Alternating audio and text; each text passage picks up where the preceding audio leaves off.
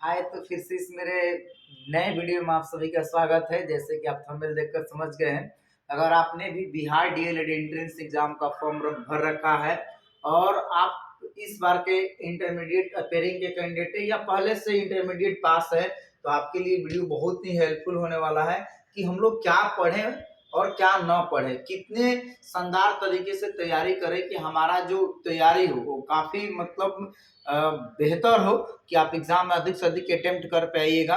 तो मुझे पता है कि आप वीडियो को अंत तक देखने वाले हैं, सो आप वीडियो पे कंटिन्यूअस बने रहिए। सबसे पहले हम लोग बात कर लेते हैं कि जो बिहार डीएलएड का सिलेबस है। देखिए, बिहार डीएलएड का जो सिलेबस है वो फुली कॉम्पिटिटिव सिलेबस बनाया गया है, मतलब कि 120 जो आपको क्वेश्चन दिया था, पहले तो 150 क्वेश्चन आते थे, हम 120 जो क्वेश्चन दिए जाते हैं उसको 6 सेक्शन में बांटा गया है। कितने सेक्शन में? 6 सेक्शन में बांटा गया। इसमें से देखिए 25 जो क्वेश्चन है वो मैथ्स का होता है। मैथ्स में कैसा होता है?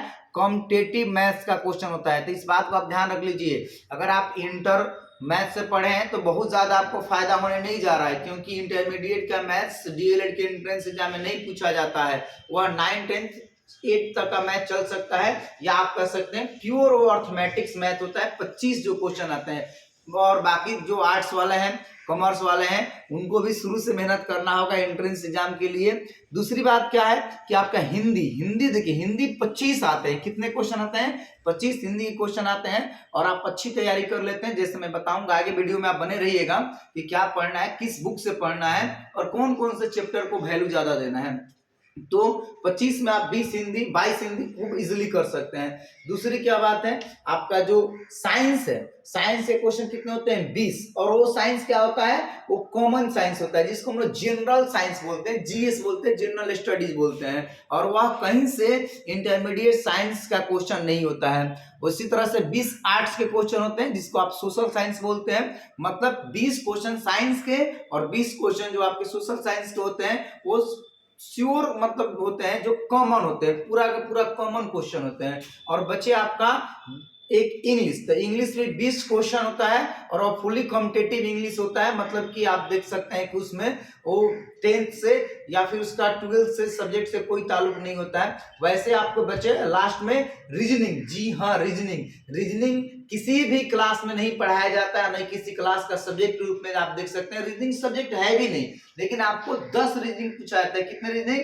10 रीजनिंग। तो आपका इस तरह से देखिए, 25 हुआ मैथ, 25 हुआ हिंदी, बने 50 नंबर, और आपका 20 हुआ इंग्लिश, 20 हुआ साइंस और 20 हुआ सोशल साइंस। 60 नंबर और 10 हुआ रीजनिंग। 70 और 50 से 120 नंबर कंप्लीट होते हैं। अब मैं बताता हूं कि अब आपको तैयारी जब करनी है, देखिए आपके पास समय कम है और आपका एग्जाम कैसे होने वाला है? सीबीटी होने वाला है, कंप्यूटर बेस्ड टेस्ट होने वाला है, ऑनलाइन एग्जाम होने वाला है। सो उस रूप में आपको प्रैक्टिस करनी होगी। अगर आप इस बार के अपेयरिंग कैंडिडेट हैं या पहले से इंटरमीडिएट एग्जाम का पास कर रखे हैं, तो आप कहीं भी जाके ऑनलाइन सिस्टम पर देखिए, जैसे यहाँ पे है, आप माउस लेकर, बकायदा माउस लेके आप प्रैक्टिस कीजिए। ये चीज आप डेली रूटीन में शामिल कर लीजिए कि आपको 1 घंटा या 1.5 घंटा कंप्यूटर पर प्रैक्टिस करना है। जी, आप बहुत अच्छा तैयारी करके जाइए, लेकिन प्रैक्टिस नहीं है ऑनलाइन एग्जाम देने का, तो आप ज्यादा अटेम्प्ट नहीं कर पाइएगा।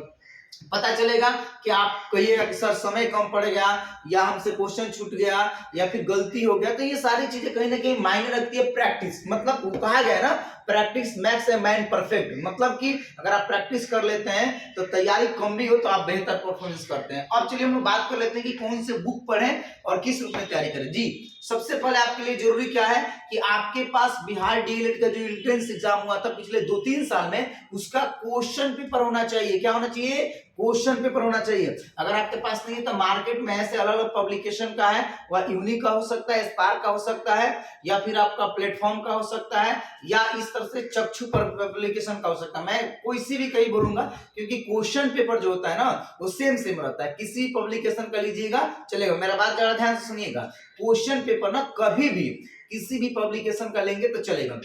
सबसे जरूरी क्या बात है, आपको डीएलएड का क्वेश्चन पेपर लेना है, उसके पैटर्न को समझना। देखिए तैयारी आपको करनी है ना। तो आपको जब तैयारी करनी है तो आपको अपनी स्ट्रेटजी बनानी है कि मेरा कौन सा सब्जेक्ट वीक है, मैं कितना स्कोर कर पा रहा हूं, और मुझे क्या पढ़ना चाहिए, और कहाँ कहाँ गलतियां हो रही हैं मुझे, और किस रूप में ध्यान देना चाहिए। तो सबसे पहले मैं रेफर करूंगा कि आप क्वेश्चन पेपर लेंगे और साथ में प्रैक्टिस सेट। देखिए क्वेश्चन पेपर आप प्रयास करेंगे 2 से 3 दिन के अंदर बना लेंगे, 5 दिन के अंदर बना लेंगे, नहीं बनाए हैं तो बना लेंगे, बना लिए तो अच्छी बात है। और उसके बाद क्या करेंगे, प्रैक्टिस सेट। जी देखिए आपको पर डे एक कम से कम प्रैक्टिस सेट बनाने हैं 120 क्वेश्चन का, जो डीएलएड के एंट्रेंस एग्जाम में आता है, और 2 बना लेते हैं तो और अच्छी बात है। अब बात है कि सर क्या पढ़े, तो देखिए इसका जवाब आप खुद निकाल सकते हैं। जब आप क्वेश्चन पेपर बनाएंगे तो आपको 120 में 120 नहीं हो सकता। और देखिए एक चीज जान लीजिए, माइंड को पॉजिटिव रखा जाता है। 120 में 120 की तैयारी करनी है, नहीं करनी है। 120 में कितनी की तैयारी करनी है, आप 100 की तैयारी कीजिए, 100 का टारगेट लेकर चलिए, और 20 क्वेश्चन नहीं बने तो आपको निराश नहीं होना। ये अच्छी बात है आपके लिए, खुशी की बात है कि आपने वैसे 20 क्वेश्चन का सिलेक्शन कर लिया, जो मतलब बहुत ही लेंदी टाइप के क्वेश्चन है, उसका डाटा बहुत ही कॉम्प्लिकेटेड है, कॉम्प्लेक्स डाटा है। तो क्वेश्चन हार्ड नहीं बने तो आपको निराश नहीं होना चाहिए। और ऑनलाइन एग्जाम की ही तो खूबसूरती है कि आप डायरेक्ट दूसरे क्वेश्चन पे मूव कर सकते हैं, आंसर चेंज कर सकते हैं। तो आप एक 100 क्वेश्चन की तैयारी लेके चलिए, 110 की तैयारी लेके चलिए, और 10 नहीं बने तो निराश नहीं होना है। अब क्या करना है, पर डे आपको प्रैक्टिस शीट लगाना है, और मैं बताऊं कि क्या पढ़ना है। देखिए आप जब क्वेश्चन पेपर बनाइएगा तो जहां से गलती, मान लीजिए आप साइंस बना रहे हैं और साइंस में आपका मात्र 5 ही सही हो रहा है, 7 ही सही हो रहा है, मैथ में आपका 7-8 सही हो रहा है, तो आपको समझने की बात है कि मैथ में और मेहनत की जरूरत है। चलिए आप सबसे पहले एक क्वेश्चन पेपर लेंगे और प्रैक्टिस ले लेंगे, ये नेसेसरी है। देखिए इतना आपको करना पड़ेगा अगर डीएलएड में आपको एडमिशन लेना है। सरकारी से पढ़ने का डीएलएड का मजा ही कुछ और है, मात्र 20,000 रुपया लगता है, और गवर्नमेंट डीएलएड कॉलेज जो होता है उसका मजा कुछ और होता है। बाकी प्राइवेट से 1,40,000 1.5 लाख रुपए लग रहा है। अब बात है कि सर बुक के रूप में, चलिए तो आप बुक के रूप में मैथ के लिए, क्योंकि एक फुली कॉम्पिटिटिव मैथ होता है, तो मार्केट में एक एसटी यादव का बुक आता है, या और भी अलग अलग पब्लिकेशन का बुक आता है। आपके पास समय कम है इसलिए मैं, आप इतना जो बुक देख रहे हैं आपको इतना नहीं पढ़ना, लेकिन मैं इसमें से कुछ रेफर कर देता हूं, समय निकाल कर जरूर पढ़ेंगे। बुक खरीदना बड़ी बात नहीं होती, उसको पढ़ना बड़ी बात होती है। तो आप एसटी यादव का मैथ पढ़ लेते हैं तो मैक्सिमम क्वेश्चन 25 में से आप 20-22 क्वेश्चन बना लेते हैं, हालांकि समय इसके लिए निकालना होगा। दूसरी बात है साइंस के लिए, तो मार्केट में एक साइंस का जो बुक चलता है, देखिए यहाँ पे एसके झा का बुक है, पूरे बिहार में नहीं पूरे इंडिया में ये ज्यादा फेमस है। तो आप एसके झा का बुक संभव है तो ले लीजिए, इससे साइंस पूरा आप कवर कर लेंगे, इसके ऑब्जेक्टिव को पढ़ लेंगे। अगर आपको केवल ऑब्जेक्टिव पढ़ना है तो आप मार्केट में ये जो बुक आता है लूसेंट का समान विज्ञान का, इसको आप पढ़ लेंगे, इससे केवल ऑब्जेक्टिव क्वेश्चन मिलेगा। इसका क्या फायदा है कि विज्ञान के साथ मतलब साइंस के साथ सोशल साइंस भी कवर होगा। बाकी अलग अलग पब्लिकेशन की बुक है, लेकिन आपको एक कोई पढ़ना है। साइंस और सोशल साइंस के लिए आप चाहें तो लूसेंट भी पढ़ सकते हैं, लेकिन लूसेंट पूरा पढ़िएगा तो समय लगेगा, तो आप उसका केवल ऑब्जेक्टिव पढ़ लीजिए। इसको आप पढ़ लीजिए, क्या पढ़ लीजिए, ऑब्जेक्टिव। ये जीके के लिए है। और ये देखिए ऐसे ही लूसेंट का साइंस आता है, तो इतनी बुक आपको नहीं पढ़नी, मैंने इसलिए बताया आपको कि आपको ये लेकर पढ़ लीजिए। ये भी है आपका सामान्य ज्ञान है, अलग अलग पब्लिकेशन का, ये भी जीके का बुक है, तो इतना आपको नहीं पढ़ना है। आप एक केवल पढ़ लीजिए ऑब्जेक्टिव, इसको आप पढ़ लीजिए, साइंस और सोशल साइंस कवर हो जाएगा। मैथ के लिए एसटी यादव मैंने बताया। हिंदी के लिए, तो हिंदी के लिए मार्केट में बुक है, आप इसको ले सकते हैं, और हिंदी आपके पहले से प्रैक्टिस से चलेगा।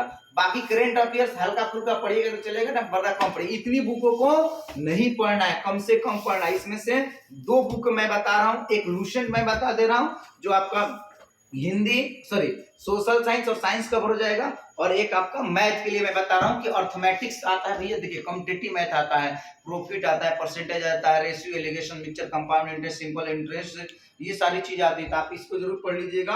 और एक चीज लास्ट में जाते जाते, आप 12th का क्वेश्चन पेपर आर्ट्स वाला प्रयास करेंगे कि 12th का जो क्वेश्चन बैंक है आर्ट्स वाला उसे, और साइंस वाला जो ऑब्जेक्टिव क्वेश्चन है उसे बना लेंगे। हिंदी का, साइंस का, सोशल साइंस का, मतलब कि क्वेश्चन बैंक बना लेंगे। और 10th का जो ऑब्जेक्टिव आता है, देखिए अब 10th का किसी पब्लिकेशन का क्वेश्चन बैंक जो है उसका ऑब्जेक्टिव, मेरा बात ये अंत में याद रखिएगा, इसका ऑब्जेक्टिव मार्केट से लेके बना लीजिए और अधिक से अधिक इसको कवर कर लीजिए। श्योर है कि आपका डीएलएड का एंट्रेंस एग्जाम निकलेगा, और जहां जहां गलती हो उसको सुधार कीजिए और रोज उसको पढ़िए। जहां से गलती हो, मैथ नहीं बन रहा है, साइंस सोशल साइंस नहीं बन रहा है, तो जो गलती होता है उसी को पढ़ाता है। और कभी भी सेट जब बनाया जाता है उसके पीछे का एक्सप्लेन जरूर पढ़ा जाता है। देखिए इस एक्सप्लेन को अंडरलाइन करके बढ़िया से पढ़ा जाता है। पर डे आप एक सेट लगाइए और जो गलती हो जहां से उसका एक्सप्लेन पढ़िए, और जो बुक मैंने बताया मैथ्स के लिए, साइंस के लिए, सोशल साइंस के लिए, और इस रूप में इसको आप पढ़िए। और 10th का क्वेश्चन पेपर जरूर पढ़िए। इस रूप में आप पढ़ लेते हैं तो आपकी तैयारी कंप्लीट होगी। बाकी हम लोग नए वीडियो में बात करेंगे कि चैप्टर वाइज कौन कौन से चैप्टर को वैल्यू देना होता है, और आगे बेहतर तैयारी कुछ चैप्टर हम लोग पढ़ेंगे भी, मेरे द्वारा आपको बताया जाएगा। इस रूप में आपकी तैयारी कंप्लीट होगी। और आप मेरे चैनल पर नए हैं तो चैनल को जरूर सब्सक्राइब कर लें।